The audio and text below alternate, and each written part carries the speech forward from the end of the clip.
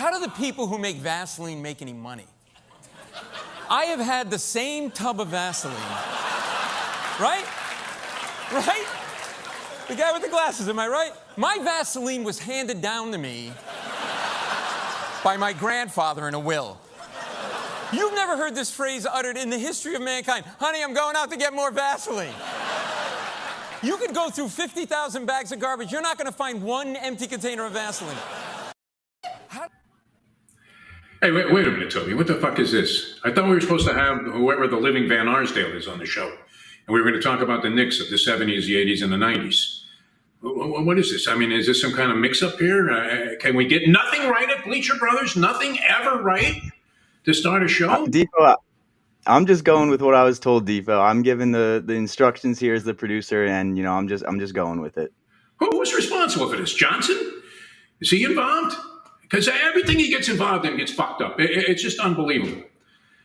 Who knows? Who knows? I don't know if we can carry this gambit on for very long, but we want to introduce our special guest. Welcome to I'm going to go now. I'm going to go. You don't want me. I'm going to go. You don't look like either of the Van Arsdales here. We welcome to the program.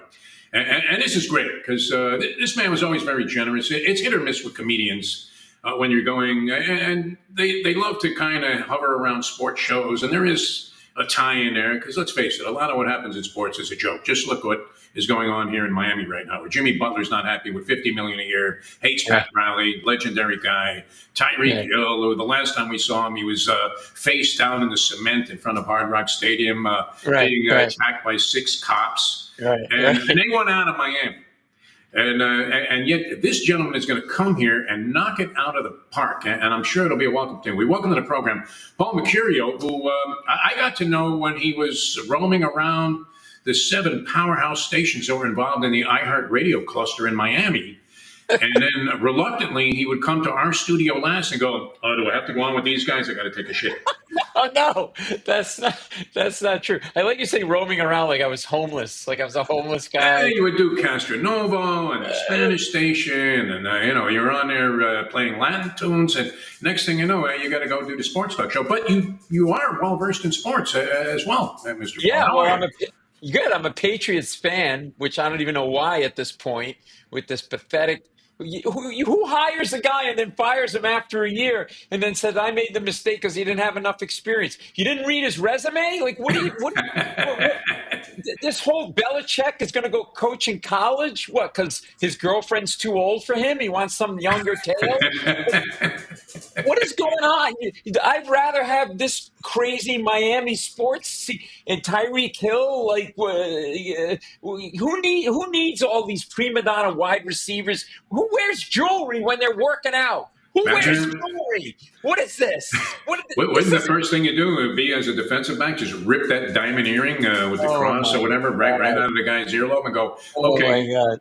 Try another button hook. Kraft, though, has a history of that, Paul, where, the body was, remember all of that business, and you had all of these people paying tribute to what a gentleman Bob Kraft was and how much he loved his wife, and the body wasn't even cold yet, and he was already with a baby. So you have to respect that. I mean, when the body's not even on ice yet, and he's already with another woman, I mean, this is a guy that's very impulsive in his decision-making, you could see, but that's turned into a mess. You had a lot of years, though, where you were burying people as a Patriot fan, so you really I mean, Tom Brady, the greatest man alive. I mean, let's be honest. Although that mattress commercial he does is really creepy, where he goes into this abandoned... You know the one, he goes into like an abandoned house or building, and then he gets taken up this elevator by just a guy. The door opens up, and he goes, "To your liking, Mr. Brady," and he goes, "Perfect." And there's a shot of just the bed. It's like, that's going through a lot to masturbate. I mean, that's going through a lot. Sounds like J.D. Vance. I mean, something that he might be a proponent of. Let me just stick it between the couch here. I think I lost my slippers here. Exactly. You know, I miss Gronk. We had Gronk. I miss Gronk. You know, the guy would blow out a knee when he sneezed, but still he played. As a matter of formal introduction here, let me bring to conversations Paul McCartney, who, of course, you know from many, many different television and film performances. And I didn't even realize this the last time we spoke. And I had read this, and I can't believe that I just glossed over what I think was an Academy Award worthy performance. I mean, never mind De Niro or any of these other people, Meryl Streep among the women actresses. Your role in Chuck, aside, and nobody would even know. I happened to see the movie before it actually premiered. They sent us from the radio station, and this is a movie about the Bayonne Bleeder, Chuck Wepner. Yeah. Where, what are you, like the Mick character from Rocky Balboa? Were you the corner man? Well, what the hell did you do in that movie? Because Lee Schreiber plays a very unconvincing version of Chuck Wepner. Yeah. It's like, first of all, someone should have said, hang on a second. You can't play a boxer. You're Jewish. You cannot play a boxer. Jews don't box. You can manage the boxer. Yeah. You can be his business manager, his accountant, or his doctor, but you can't. So first of all, some have compared me to Robert De Niro. All right, the crap that comes out of Robert De Niro, that's what they've compared me to.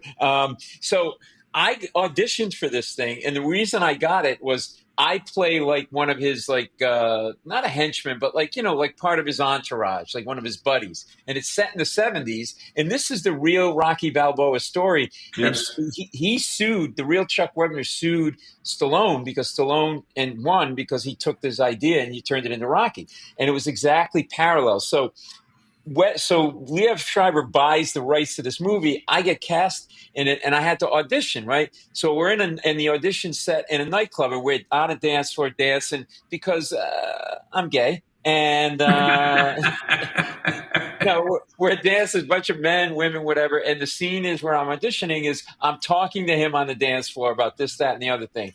And the reason I got the part was because at the end of the scene, I just went, all right, champ. And I spun. I did like a spin, like woo, like John Travolta in Saturday Night Fever. And I spun out of frame and I went, woo. I said, Rocky. And they said, everybody in the audition room laughed when they saw the tape. And that's why I got it, because I can spin like nobody's business. And I'm the Italian. So then I'm using Italian words like that. Like I lace some of my stuff with like Italian phrases like manegge. And then Liev Schreiber comes over to me and starts telling me that that's not really Brooklyn Italian, it's New Jersey Italian. And I said, you're a Jew. You have no right to say anything.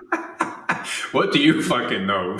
You don't tell an Italian. You're right out of it. Get out of here. You'll never get away from that typecasting. We are the people that invented mortadella, okay, which is bologna with hunks of fat. Think about that. Somebody went, hey, you know what? How could we make this bologna worse for you to give you a heart attack? I know, Giuseppe. Why don't we stick a hunks of fat in the bologna? Oh, my God. No. A brilliant idea, man. Not even Ron Popeil could have come up with something that far-fetched. It's great. Yeah, that movie was short-lived, and maybe rightfully so, although you were brilliant in it. It was much like the great middleweight champion Vito Antuofermo. What was that? A bodyguard in one of the Godfather movies for Joey Zaza.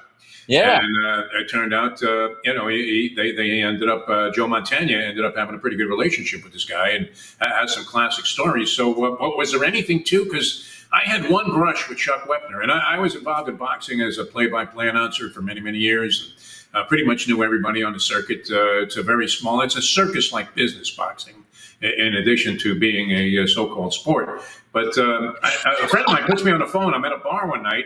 And I'm trying to figure out, I wanted to get some guys for a handicapping show that were off the beaten path as handicappers, weren't necessarily guys that are on tout shows or whatever, selling picks. So a guy says, hey, you won't believe who's on the phone with me. It's Chuck Wepner. So I'm thinking, Wepner, wow, the Bayonne Bleeder. He would be ideal in this role, right? I mean, a guy that obviously has his brains scrambled enough to the point where he doesn't know which way to go, the favorite or the underdog. He's just going to be making blind picks. And very indignantly, Wepner hung up the phone on me and said, I don't do anything for free. You'll have to call my lawyer. I was like, I didn't even get to the compensation part yet, Chuck, but at least he was coherent enough. He still, had enough presence of mind to demand payment, which you haven't gotten to that point yet. You should have said, you want money, huh? Well, you're just going to put it up your nose, so how about not doing that? Oh, yeah, he had a little bloody nose going, too, in addition, because he was one of those guys, if you put your arm around him, he started bleeding from the right eyebrow. That's how suspect, the skin was after his years in the ring. So we're doing a scene, right? And then in between takes, Leah would like turn to a corner and he had like 20-pound dumbbells and he would stand facing the corner and he would just do dumbbell bicep pumps in between the takes. And I'm like, is he getting into character? Is he just trying to look pumped because he's trying to turn me on and give me a hard on? Because it's kind of working right now. He's like pumping up his arm. And I'm like, I never seen like an acting method like that before. So I popped the Viagra just so that I could pop something. Schreiber looked nothing like him, though. I mean, who was involved there in terms of the production and trying to maintain any level of accuracy or credibility? Because Schreiber, I mean, he looked like he couldn't even be a middleman. I know he bought the rights to it, and so the casting couch was him. He slept with himself, and he gave himself the part. Is that the only way to get involved in Hollywood? We're just reading about another friend of ours who was a local performer here, and apparently she did the very same thing, slept her way to the top there at Fox Sports. All right, and that's just a minor. I kind of feel badly because I had Jeremy Piven in the studio one time, same studio you were in, and I was a huge fan of the movie Two for the Money. And I thought Piven did a great job there as one of the touts. It was kind of a replica of the old Proline show where, they had these guys and they would get into a fever pitch and say, I got the game of my fucking life coming up. And I thought Piven played that role brilliantly. And I mentioned it to him. And there are people, including Brandon Lang, who supposedly the movie was based on Two for the Money, played by Matthew McConaughey in the movie. And I'm friendly with him. And he says that Jeremy Piven, was the biggest asshole he ever met in his life. I don't know if you've crossed paths with Jeremy Piven or would care to comment. And everything we do here is on the record, man. Toby is making notes on virtually everything, I can assure you. I haven't met Jeremy. I know he's doing stand up now. So we've been on the same stage before in the same club. And did you talk to him? I mean, did you? Well, no, I talked to his hairpiece, and it's a really great hairpiece. That might be one of the best ones since Bill Self of the Kansas Jayhawks. Yeah. Oh, that's a reference right there. That's pretty awesome. Well, we always play this game called Rick Barry had the comb over. Like he was rocking a comb over, and it never moved. I don't know how much. I don't know. First of all, you gotta get into the arena early. You gotta get your threes in. You gotta get everything. Then you at least 45, 50 minutes spraying that thing down with lacquer thinner or whatever he would use with like varnish or something. But Piven, a tiny man too. He's only this big. He's actually a tiny bit. Yeah, they carry him around in a Sherpa bag. And no, I don't know.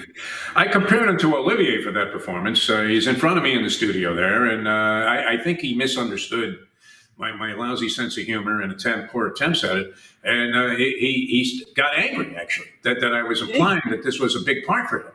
Whereas you, Paul, take it in the right spirit. I mean, how many guys can claim that they were in the movie Chuck? That they saw it, which is even better. Right. And I'm in it. Exactly. Well, you know what?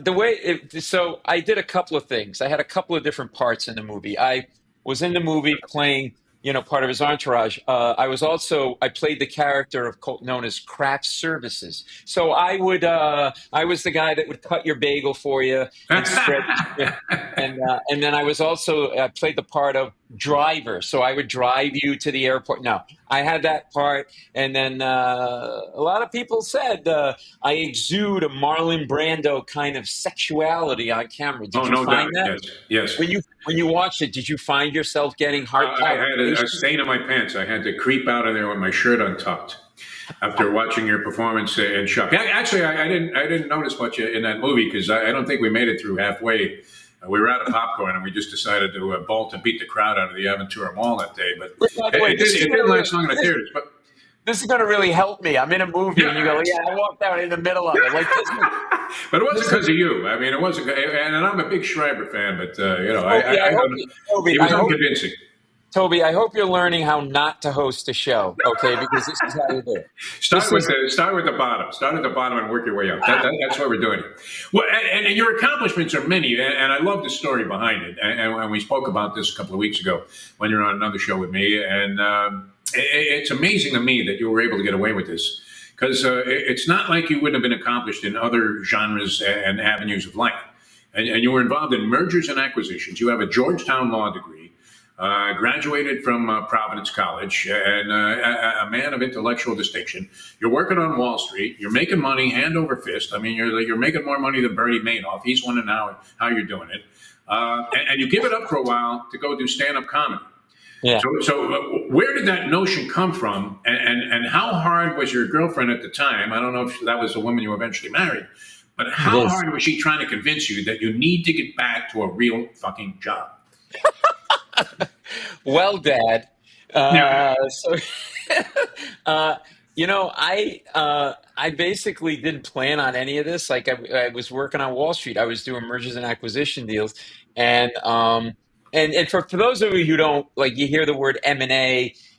This is what it is, like analogizing it to food. So it's like when you eat. First you have a salad, and then you have a steak, and that's the acquisition. You chew that up. Then a couple of days later, you take a really huge shit. That's the merger. And I'm very familiar with that process. and I was the colon. It all went through me. I was a human colon. Okay, I was a walking colon. And so I start writing jokes as a hobby. It started at Georgetown when I was in law school. I'd lie in bed at night, and I get these ideas. And then I got to New York. I got my first paycheck. I bought a camera. I started making short films. Then I started writing jokes as a hobby because I was trying to find a way to give my parents an instantaneous heart attack by telling them that I was going to walk away from Wall Street. No, so I'm writing jokes. And then I get invited to this private function, and Jay Leno is the private entertainment at this function. And I had all these jokes written. I amassed like pages of jokes that I kept in a passworded file at work because I couldn't let anybody know at the law firm I was like doing comedy on the side. And years later, we had an alumni reception for my law firm, and this old guy comes up to me and he goes, "You remember me?" I go, "I'm not sure." He goes, "I'm Alan Dindis." Alan Dindis was the guy that ran the processing information system department. He goes, "You made me laugh a lot of nights. I would break into your account and I would read all your jokes and your documents. Pretty funny shit." So I go up to Leno at this function and I go, "Excuse me," like so nervous. "I don't know if you need jokes, but I got jokes and I'm never going to use them." And where was Leno at? Was he already the Tonight Show host? The Tonight Show, yeah. Okay. And kind of toward the end, but okay. And he takes the jokes. He's like, "Okay," really does talk. Like when you talk to him, you just feel like if you don't breathe, you're gonna pass out. Just breathe a little bit. It's like a balloon. Like just taking the jokes. And about 2 days later, my phone rings. This is all true. And I hear this on the other end. "Is Jay Leno? Is Paul there?" And I'm like, "There's no way Jay Leno's calling me." Exactly. I thought he threw the jokes out or whatever. So I think it's my friend pulling a prank.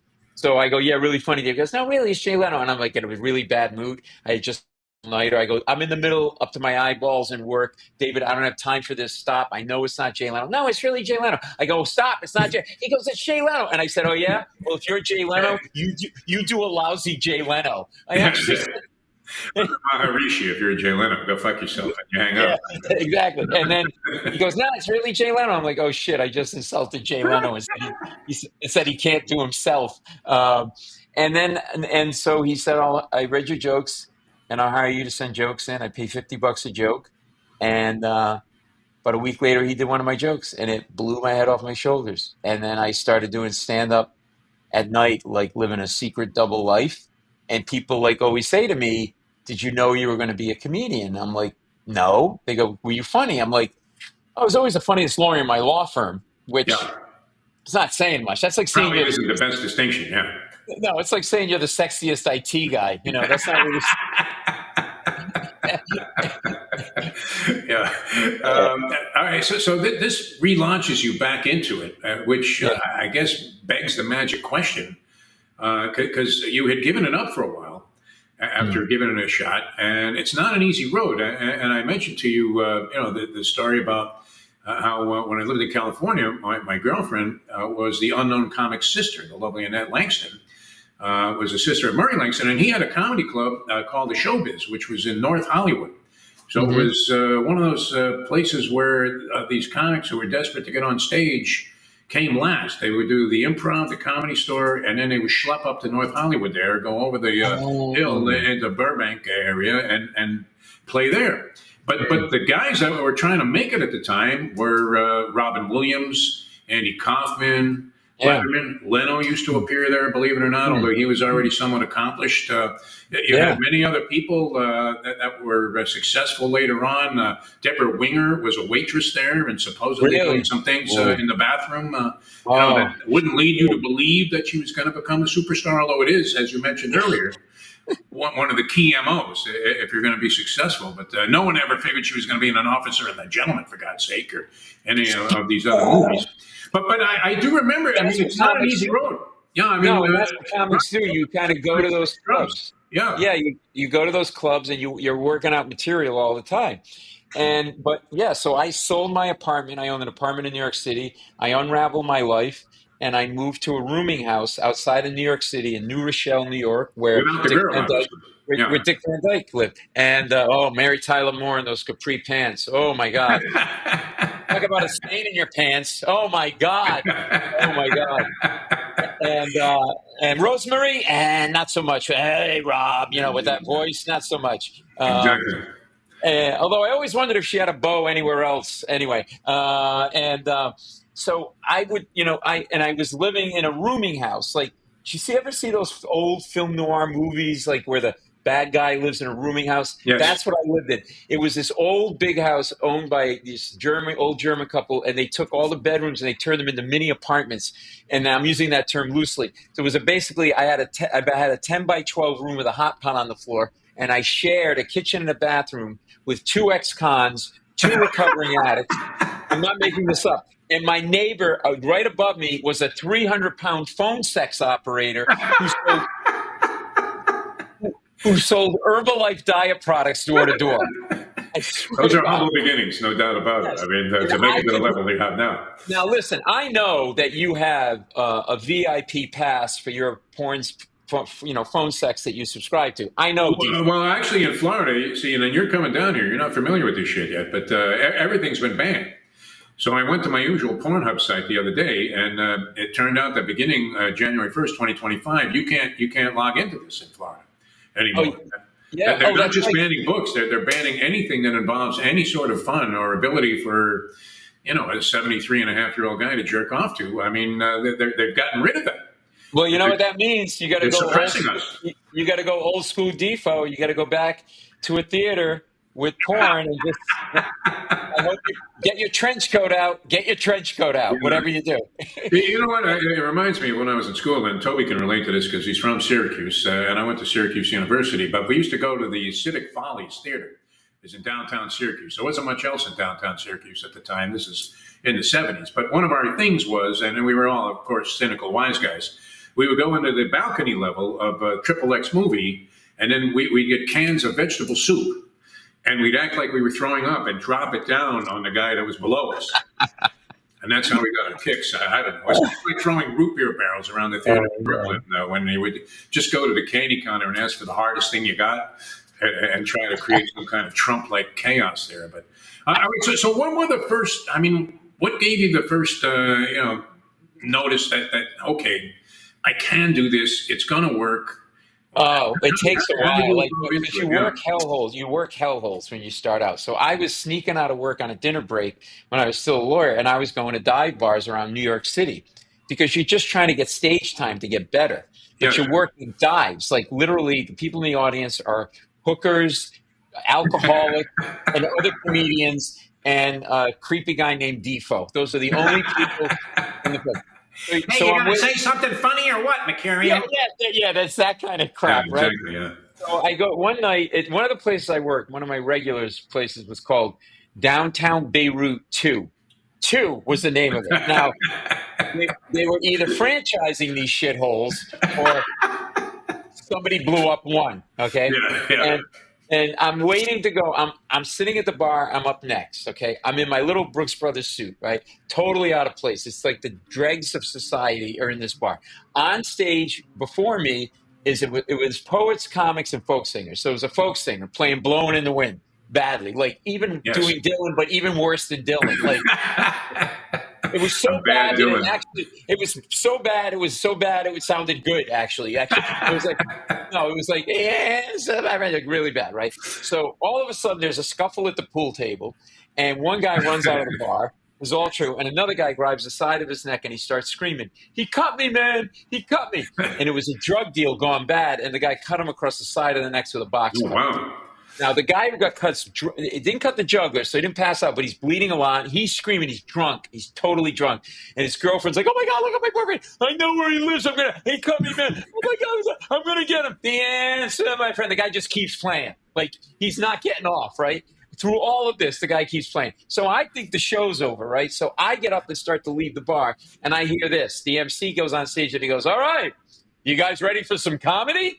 I'm like, Perfect time to go up, Right. and try and sway So the I go audience. on there. stage, and Right, I was literally new. sway the audience. I was new, but I had the presence of mind to know, like, because now it's mayhem. The cops are there. This guy's bleeding. It's a shit show, and so I say, "Nice to be here at Downtown Beirut too. I always wanted to follow a slashing," which I thought was a pretty good line. That is a good line. I mean, even Toby's cracking up here, and he's a hard audience. Well, the guy who got slashed didn't think so because he heard me say slashing, and he turns to me, and he has like all these bloody napkins pressing against his neck, and he goes, "Hey, you making fun of me? I don't need to take any shit from you." And he takes all the napkins and he throws them at me, and they hit me right in my shirt. A big blood stain on my white Brooks Brothers shirt. They all stick to my shirt. So now I'm so pissed. The Italian in me is like, "Fuck this guy. I'm not getting off. I'm going to stay up here until he passes out, this fucking asshole," right? I'm going. Nobody's paying attention, right? And all of a sudden he turns back to me. He goes, "Hey, what are you doing anyway?" I go, "I'm trying to tell jokes." He goes, "Nobody's listening to you." I go, "Yeah, I wonder why." And he goes, "All right, hold on a second." And he turns to the bar and he goes like this. He goes, "Hey, everybody, shut the fuck up. This guy's trying to tell jokes." Every time he would yell, a little blood would squirt out of the side of his neck every time he emphasized a word. And so the whole place shuts up. I finish my set. I walk off stage. I'm going to get a cab to go back to work. I was gone 3 hours. Oh, they had a hooker there. She would give you notes on your jokes. She really would. She'd be like, "You should be doing that joke about the cab driver." I'm like, "First of all, get off on your knees when you talk to me." Like, who are you, Mitzi Shore? Exactly, yeah. Well, end of story. I go back to the law firm. I was gone 3 hours. Nobody could find me. I walk into the conference room. Now, no matter how old you are, how educated you are, you always at some point revert to being 12, which I did. So I went and I thought, okay, I got a blood stain on my shirt the size of a softball. So I can't have anybody see it. So I got a file folder and I like pressed it against my rib cage, thinking no one would notice this fucking group. I walked into the conference room. The senior partner, who was like basically my father's age, starts screaming at me like your father would scream at you, like you can't see straight. There's like his veins are popping. He goes, "Where have you been? What have you been doing? Why do you have a blood stain on your shirt?" Very dominant-esque, yes. Right. So now I'm like, what do I say? And I'm stumped. And all of a sudden, the lawyer goes, "What kind of shirt is that?" I go, "It's a Brooks Brothers shirt." Why? He goes, "Oh, I know how to get blood out of a Brooks Brothers shirt." He's got experience with it, yeah. Yeah. And then another guy goes, "No, Armani, that's the shirt you want." I'm like, "Are you guys remaking American Psycho in your spare time?" Humble beginnings, yeah. I'll never forget the first radio job I got fired from. I was working at a bandbox radio station in Corona, California. You couldn't hear the station in the parking lot. The signal was that weak. And a buddy of mine and I were doing a show there, like overnight sports talk. And the general manager liked us a lot. He calls us in one day and he says, "I got to let you guys go." We say, "Well, what are you talking about?" He says, "You guys are getting buried in the ratings." Like, "By whom?" He said, "By Catherine Kuhlman." Catherine Kuhlman, of course, was an evangelist, and she had very popular shows back then. This is circa in the 1970s. And we said, "Well, I mean, there's no disgrace in losing in the ratings to Catherine Kuhlman." And the guy looks at us and he says, "She's been dead for 5 years. You're losing to her tapes." I'm like, okay. There's a reality check for you. True story. I mean, same sort of thing. So how do you end up with Jon Stewart, on Comedy Central with Stephen Colbert, who we're going to lose you a little early on the show today because Colbert is calling. I mean, how did it get to that level, Paul McCartney? Yeah, so I work on the late Show with Stephen Colbert right now, and got my show that I'm coming down to Florida with permission to speak, and I've been touring with that. And I used to work on the Daily Show, which is how I started. And it started because some comedians a couple of women that was creating the Daily Show, they knew my stand-up, and they thought I could be right for the show, for the Daily Show. So I got hired as one of the original writers on the Daily Show, and we would, write for that, and then perform on that show, and that kind of elevated me and kind of got my name out there, and then you just keep building your act, and you go from being an opening act to a middle act to a headliner, and sleeping my way, of course, to the top because I got nothing. Well, you're in demand in that regard. Yeah. He who have big schlong get to the top quicker. That's exactly. For sure. I keep trying those penis enlargements, but they are expensive, my friend. They're expensive. I mean, not to be stereotypical, but Murray Langston, the unknown comic, one of his good friends and a partner in his comedy bits was a guy named Freeman King. And he was king when it came to that. I mean, he got all the chicks. It was absolutely phenomenal. And it didn't matter if he was funny or not because he was definitely getting all of the jobs. All right, so you're doing all of these things, and we want to get into the show here because permission to speak is, I think, a very daring and a concept that I would not necessarily be inclined to embrace. Where you were, and you're going to be at the. You know what? I'm talking to you a second time in the last few weeks, and we spoke on the phone a few times. And I'm looking up your show at the Parker Playhouse. It's actually, I mean, this is really sophisticated shit. It's at the Broward Center for the Performing Arts. Coming up a week from Friday. I'm a very sophisticated human being. I'm very, I'm highfalutin. What can I tell you? This is big. I mean, and before we schnorred for free tickets, and now everybody wants them. I mean, before I was saying, hey, Paul Mecurio is going to be on our show, and everybody said, the Australian actor? I said, no, this is Paul Mecurio. The guy from the Late Show with Colbert, and he does all this stuff. He's fantastic. Been in movies and theater, HBO specials, Broadway, HBO. You did a great show too called "Got No Game," a little takeoff on the Spike Lee thing. Yeah. The sports. My set was my HBO sports comedy series. You did your research, my friend. Yeah, and then I read Wikipedia, and I got most of the facts wrong. And plus, I can assure you, I not only never refer to my notes, but I can never read them. I don't know if you're like that. I got this notebook for free also, so that helped a lot. Yeah, so but the Broadway Center, this is great. I mean, and you had success with this on Broadway, but what the I mean, I don't want to keep swearing on the show, but what the fuck were you thinking? You're pulling people out of the audience to tell stories? How could that possibly work? I mean, having done talk radio forever, and you go, okay, Manny from Miramar, what do you have? I think Shula sucks. Okay, and that's about all I got. You're the professional. Yeah, so I like talking to the audiences. The show's called Permission to Speak. It's January 17th at the Broward Center for the Performing Arts. I'm naked in it, and well, my penis has sequins on it. I'm classy. I call it the Liberace look. And no, so I always like talking to audiences. It was always weird for me to just walk on stage and launch into a joke because it felt unnatural in a stand-up club. Like, there's all these people.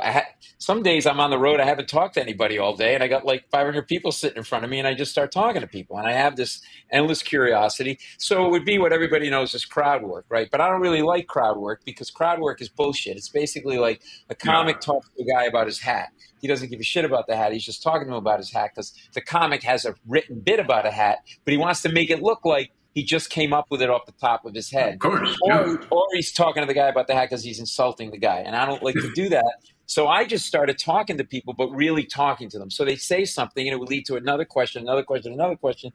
And then some people in New York saw me doing this, some producers, and they saw me at the Late Show doing it one night, and they're like, well, those people plants. I'm like, no. They go, well, how did all the stories work out? I go, I don't know. I just talk to people, but I think everybody's got a story. And if they know you're not going to be an asshole to them, they'll tell you their story. And there's always something funny in somebody's life. I mean, look at the fact that you've had a career in broadcasting. That's funny. And sorry, I just lashed out. I didn't mean that. No, it's quite all right, and exactly on the money in terms of Validity, No, validity and truth. So Frank Oz got involved, the director who created the Muppets with Jim Henson. He's the original Yoda. He created the Yoda. He directed Dirty Rotten Scoundrels, Little Shop of Horrors, Bowfingers. He worked with Eddie Murphy, Marlon Brando, Robert De Niro. Me. He's working with me. He's really on the downslide. Stepped up his game. And he really feels like the premise of the show is we're nameless, faceless, and disconnected. But if we get together and share stories, we realize we have more in common than we think. And maybe we don't have to be so divisive and disconnected. It's not a political show. I'm just telling jokes and stories from my life. And I got people on stage telling me stories from their life. And so, or I talk to them from their seats. And it's been amazing because everybody truly has a story and people aren't shy about telling it. I never have anybody clam up. And so it's been really cool. We got a set designed by the set designer for The Late Show with Stephen Colbert. We have animation by J.J. Settlemeyer, who created Beavis and Butthead and did all the SNL TV Funhouse videos. So we got like the A team we've got 33 Emmy Awards among the four of us who work on the show, created the show. And so that's the show. And we have, I know we have a clip. So, for example. Yeah, we're going to try a little technical masterpiece here. If anybody was equipped to do this, it is Toby, who, he's really the driving force behind this Bleacher Brothers site. A.J. Johnson does a great job. And his money is the one that's, right now circulating in the sea of red ink. But Toby is the salvation for this whole thing. So I'll let you, Toby, are we equipped to do this? Just give me a thumbs up and we'll go ahead and let you introduce, I believe the first clip will be the one with Travis. Yeah, so Travis, how are you? What do we got here? What's the issue? Polio. Oh, yeah? When kids were younger, I would go to the school plays. Obviously, kids would be like, hey, is that your dad? Is he RoboCop? Blah, blah, blah. I would tell the kids, hey, I'm from Vietnam. That's how I got hurt. They were like, really? You were in Vietnam? And I was like, yeah. And it was a joke. But my daughter's 18 now. And a few months ago, she was like, Daddy, were you really in Vietnam? I forgot I told that. I told everybody that when you were like 6. I never fixed it.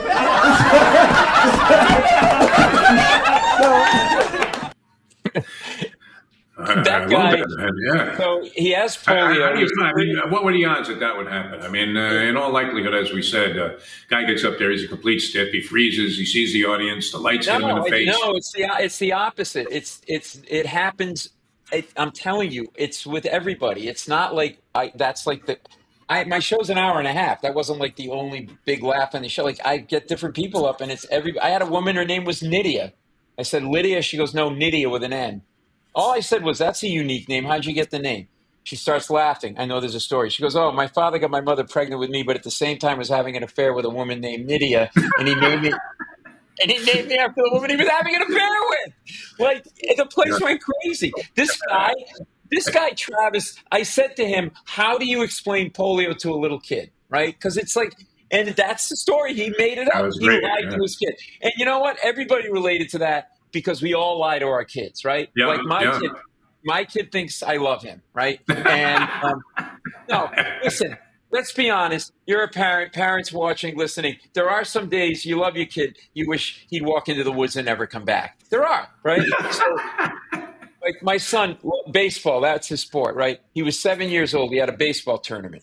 3 days. My wife goes, you should go. The two of you, it'll be like a father-son bonding weekend. I went. And at the end of the weekend, it hit me. I don't really care for the kid. Now, let me tell you why, okay? He's very needy. Every minute of the day is their stuff, their shit you have to deal with. First of all, the kid in a hotel, he wants to eat for some reason. So you got to get him like a grilled cheese sandwich. Well, it's $17 for a grilled cheese sandwich with no pickle and no french fries. And they burn one corner of it, and the little pussy can't eat it, so I got to get another grilled cheese sandwich. $34 into bread and cheese. I got nothing to show for it. You know what? And listen, it's my Saturday night too. I want to go to a strip club, and he started complaining. Daddy, the lady on the pole scares me. This Jack Daniels is burning my throat. Come on. Ideal parenting, yes. All right, and this is great because, and I'm thinking Toby is more inclined now to, have me heavily snarf for tickets here so we can get everybody into the show. But and you also had many people get up, obviously, but these guys that are talking about, and you would understand with mergers and acquisitions what this guy's business concept is. Yeah, so this next guy, the story is here. I'm in Chicago, and I just asked the guy what he does, and he mentions this bowling alley, which is like a really famous, cool, old school bowling alley in Chicago.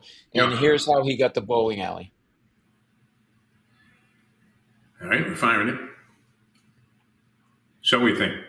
This might be the clip that got lost because the size of the thing was too big. Yeah.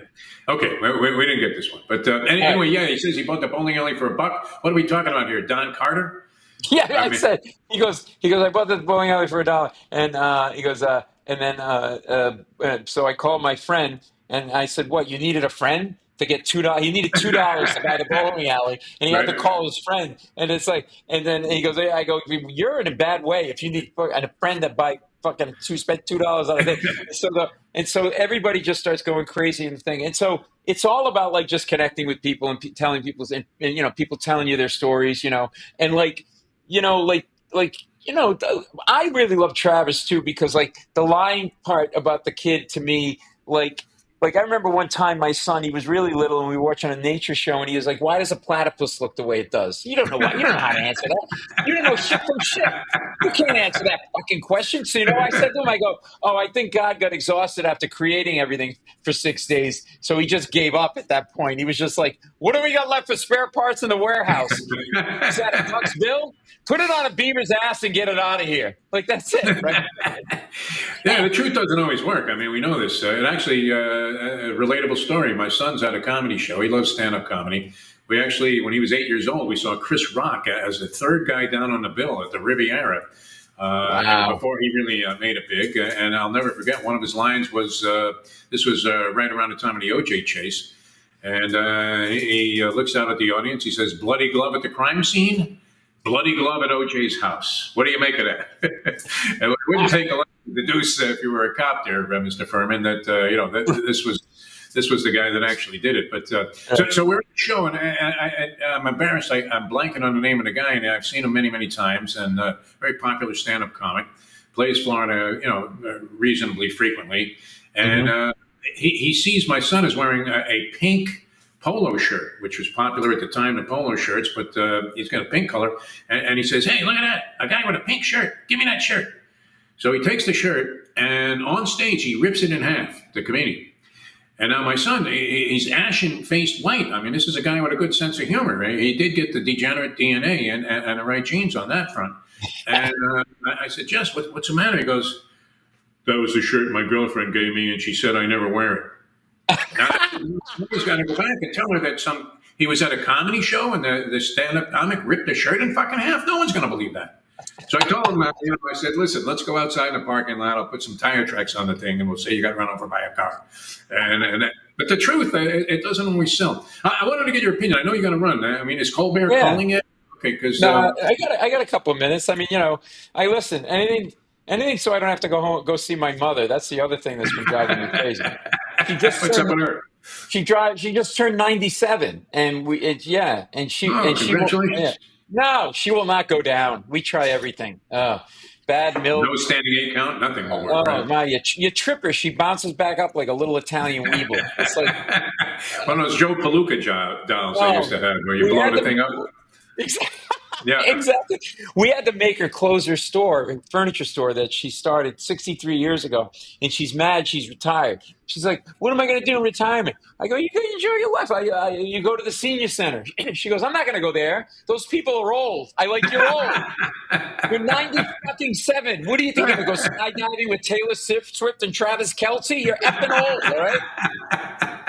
All right. Just a couple of things, this is always. I mean, I don't really like to reveal this because it sounds like, I betrayed my audience for the many years I was in Miami. But we used to root for the local teams to lose every game because we felt it was a lot better. Negativity sells in sports talk radio, and if the team would win, you would get 2 telephone calls the next day, and you'd be babbling away saying, "Hey, can we go to a break or something?" And if they lost, though, everybody's hammering. Schuler's washed up. It doesn't matter. Marino can't throw the fucking ball anymore. So I always thought that negativity sells. Right. And yet, would that be the case? I mean, you're involved with a bunch of guys that really do, hammer away on politics. Colbert, of course, we know his position. He's not a big fan of Trump, and you're probably writing jokes for him. Was it better that he won? Was it better that he won, or that? I mean, not for the country, but in terms of material, is this not priceless? Well, it's like, it's definitely, he's more front and center, but he wasn't going to go away if he lost, so it would all still be there. I mean, think about, like, Biden was in power, and, Trump was, like, looking over his shoulder. And we go after both sides. I know people think we're more left-leaning, and I'm not really writing full-time on the show anymore. I pretty much perform on the show. And my point of view is different than Steven on something. I'm not necessarily far left or far right. I'm kind of more the guy in the middle, and which, God forbid, you can't be that anymore. You either got to be all the way over here or all the way over there. But it's definitely more. I think there's more fodder for comedy with Trump than, let's say, Taft or Coolidge or Joe Biden, for that matter. Or Joe Biden. He just walks into walls every once in a while, right? He was about as exciting as Joe Philbin, the coach we had down here with the Dolphins for a while. I mean, we called him Smoking Joe Philbin, and he actually liked it because it was the only time he had any semblance of personality. So it's neutral to you. It's kind of like, there's stuff across the board. I mean, the question becomes, like, can you even make jokes anymore? Because everybody's so friggin' PC. And I think you have to continue to make jokes. But I think we live in a culture now where people are, like, looking to, what did he mean by that? Trying to read something into, like, and it sucks. I'm a white guy. I apologize, everybody. You laugh. We sucked it up. We were on the top of the food chain, Depot. Now we're down here. Everybody's pissed at us. Can't even get a knish, anymore without going through a lot of scrutiny. All right, one last thing, because this struck me. I want to tell you this thing about the dog real quick. So my wife and I are walking our dog in Central Park, and it's the law you're supposed to have a dog on a leash, and we did. And this guy's dog wasn't on the leash, and it was really aggressive and scaring people.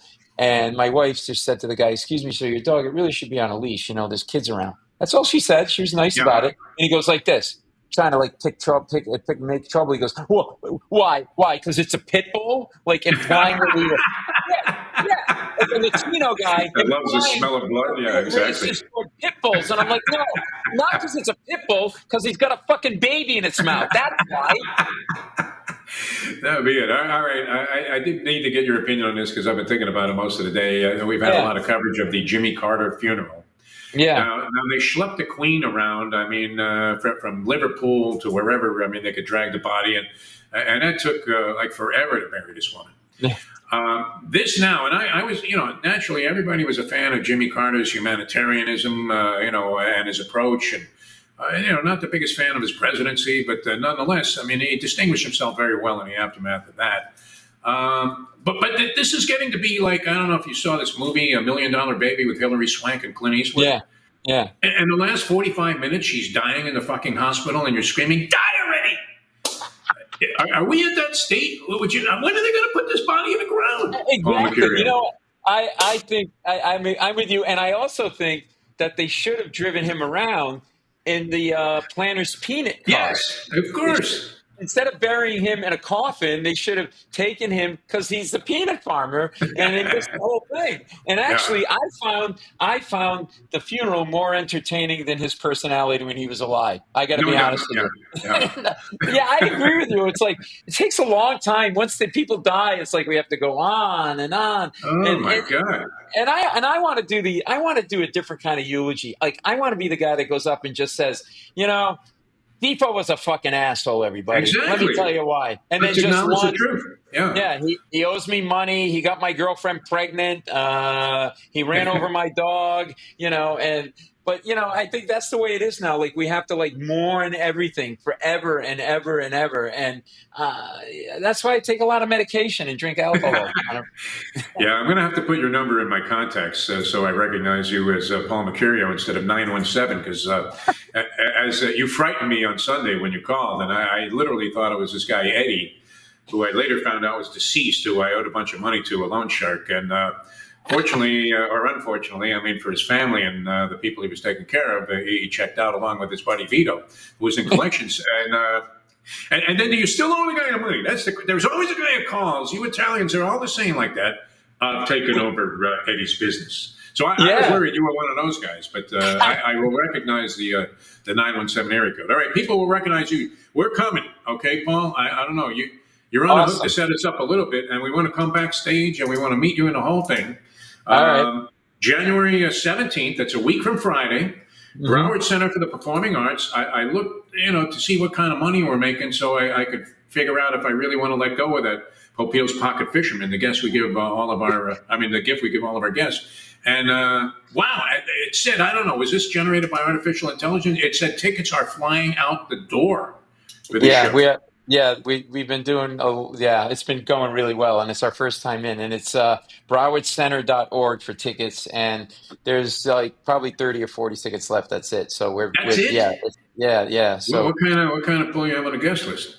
I want to see like the Forrest plus like 6 or something like that. I don't know if we can go that far. Are we that friendly yet?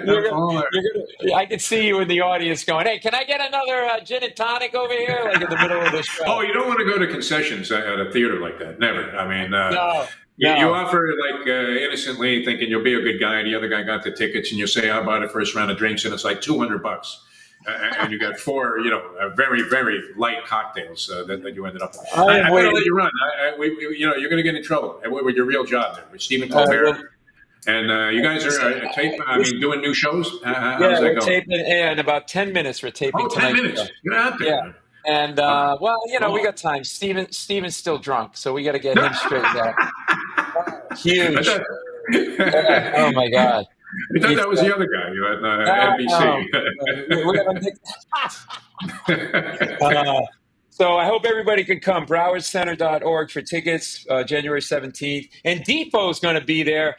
I don't know if Toby's in or not. I don't know if he's in or not. I'm going to invite my son, too. But don't tear up your shirt, though, whatever you do. I don't know about Toby. Toby looks like he has a record. He looks like he did something illegal at one point. Everybody has a criminal background here. It's a requirement at Bleacher Brothers. You have to show him your rap sheet. All right, we love you, man. Thanks, Paul. That was great. I wish we even had more time, but we'll do it again sometime soon. And I'm looking very much forward to the 17th. It's going to be dynamite. I am too. And by the way, if you come, I'm going to take your shirt off you and rip it up in front of you. Well, I mean, with my wardrobe, it would be no loss. That's for sure.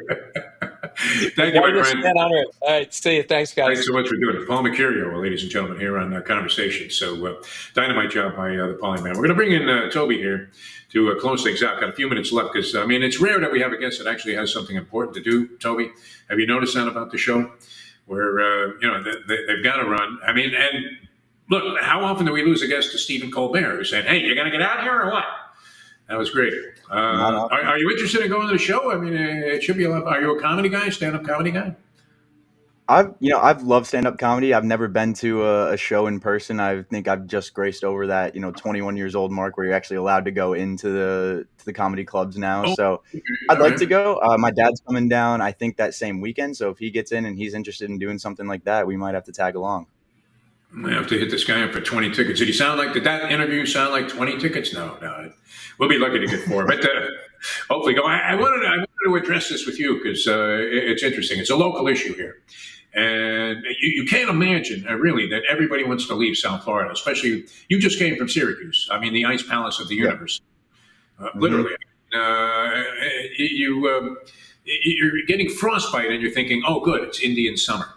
But, the rest of the country experiencing what it is weather-wise, why would any star athlete making $50 million a year in the case of Jimmy Butler, what's Tyreek Hill? I mean, is he in the $30 million category? What are the highest paid wide receivers making in the NFL? 30? Is that a fair estimate? Something like that. Okay. So he just got like $100 and something million. Both of these guys want to leave South Florida when nobody in their right mind would ever leave this area. And it's interesting because in the case of the Heat, you have Pat Riley. He's been in these kind of stare downs before, and he's not afraid at some point to just let go. Now, in the case, I don't know how you feel about Jimmy Butler, but does he seem like the kind of player at this stage of his career, 36 years old, sort of detached, a little bit indifferent? Did you ever get to the point where you were sulking that you weren't happy with the way the flow of the ball was going on offense, and so you just stood in the corner and hoisted up a bunch of lame brick threes? until they finally took you out of the game and said, "Hey, listen, we got to sit you down for a while, Toby. Enough of this bullshit." Once you get to that stage, though, like a sulking 8-year-old, it's the worst possible position you could take as any kind of athlete. So you would have to think that they're eventually going to cut ties sooner than later. I don't know what they're going to get back for him.